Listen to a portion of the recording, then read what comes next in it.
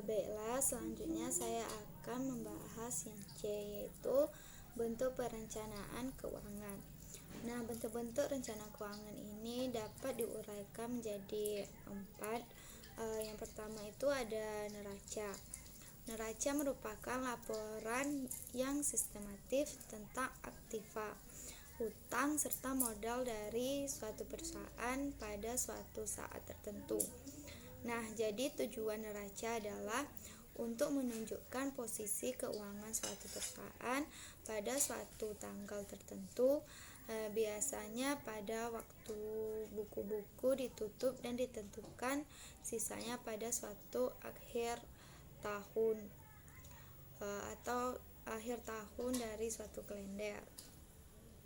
Nah, kemudian ada laporan laba rugi.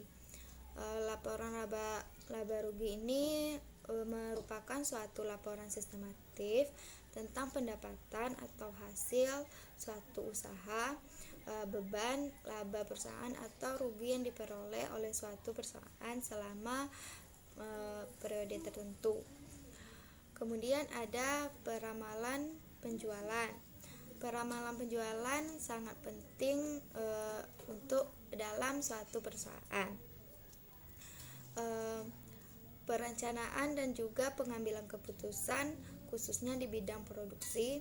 Selain itu, perusahaan dapat mengetahui aktivitas-aktivitas yang akan dilakukan di kemudian hari seperti perencanaan dan penjadwalan produksi.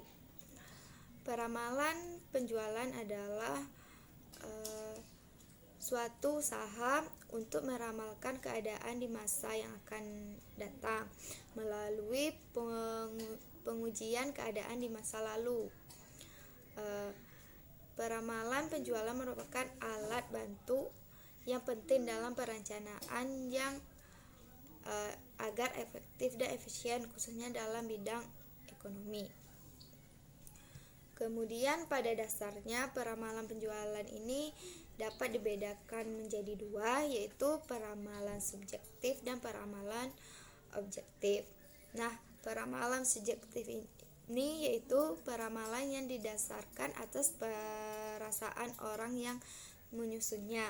Dalam hal ini, pandangan orang yang menyusunnya sangat menentukan baik tidaknya hasil tersebut. Kemudian ada peramalan objektif, yaitu peramalan yang didasarkan atas data yang relevan pada masa lalu dengan menggunakan metode-metode dalam penganalisa di masa yang akan datang. Metode yang bisa dijadikan ada metode kuantitatif dan juga metode kualitatif. Nah, untuk menggunakan metode kuantitatif terdapat 3 kondisi yang harus dipenuhi, yaitu yang pertama ada tersedianya informasi tentang masa lalu. Nah, kita bisa melihat produksi di masa lalu. Kemudian informasi tersebut dapat dikuantitatifkan dalam bentuk data numerik.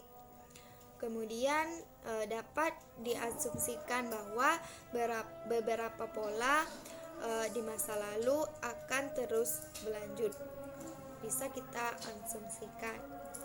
Kemudian yang keempat ada hubungan antara pertumbuhan penjualan dan kebutuhan keuntungan.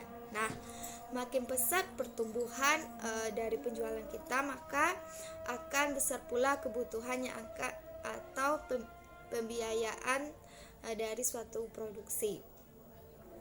Adapun hubungan tersebut meliputi yang pertama ada kelayakan keuangan. Pada tingkat pertumbuhan yang rendah, perusahaan tidak membutuhkan pembiayaan eksternal atau pembiayaan yang banyak. Bahkan kas tidak perlu. Akan tetapi perusahaan tersebut tumbuh lebih besar, maka modal dari sumber eksternal harus diusahakan. Yang B ada pengaruh kebijakan dividen terhadap kebutuhan pembiayaan. Kebijakan pembayaran dividen seperti tercermin pada rasio pembayaran dividen